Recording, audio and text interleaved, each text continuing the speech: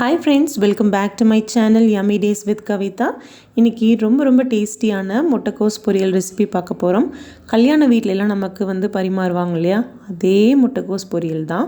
நல்ல தேங்காய் பூ மாதிரி உதிரியா இருக்கும். செம்ம டேஸ்டா இருக்கும். கொஞ்சம் கூட டேஸ்ட் மாறாம அதே டேஸ்ட்லயே நம்ம இன்னைக்கு செய்ய போறோம். வாங்க இந்த முட்டைக்கோஸ் பொரியல் ரெசிபி எப்படி செய்யறதுன்னு பார்க்கலாம்.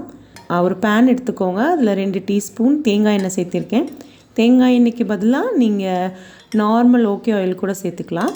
கடலைப்பருப்பு 2-3 டேபிள் ஸ்பூன் சேர்த்துருக்கேன். எங்களுக்கு கடலைப்பருப்பு டேஸ்ட்டு பொரியலில் ரொம்ப பிடிக்கும் அப்படிங்கிறனால உங்களுக்கு கம்மியாக வேணும்னா நீங்கள் கம்மியாக கூட சேர்த்துக்கோங்க. கடுகு உளுந்தம்பருப்பு 1 டீஸ்பூன் சேர்த்து அதையும் நல்லா பொரிய விட்டுடுங்க. கடுகு நல்லா பொரிஞ்சதும் கடலைப்பருப்பையும் நல்லா செவக்க வறுத்துட்டு ஒரு பெரிய வெங்காயத்தை பொடியாக நறுக்கியிருக்கேன். 3 பச்சை மிளகாய், கொஞ்சம் கருவேப்பிலை இதையும் உள்ளே சேர்த்து நல்லா வதக்கி விட்டுடுங்க. நல்லா மொறுன்னு வதங்கணும். ரொம்ப வதங்கிட வேண்டாம்.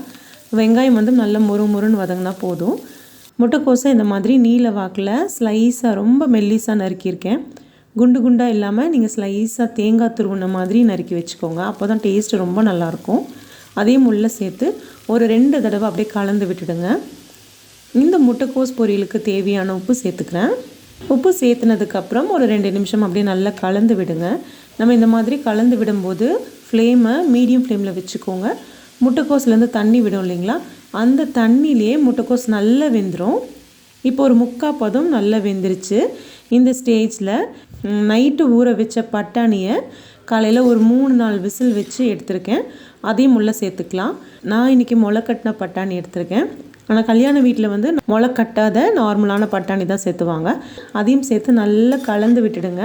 நல்லா கலந்து விட்டதுக்கப்புறம் ஒரு 1/2 கப்பு தேங்காவை நல்லா துருவி உள்ளே சேர்த்து தண்ணி இல்லாமல் நல்லா வறட்டி எடுத்துக்கலாம். அவ்வளோதாங்க, செம்ம டேஸ்ட்டாக இருக்கும். முட்டைக்கோஸ் சாப்பிடும் போதெல்லாம் இந்த பட்டாணியும் சேர்ந்து நமக்கு சாப்பிடும்போது ரொம்ப டேஸ்ட்டாக இருக்கும்.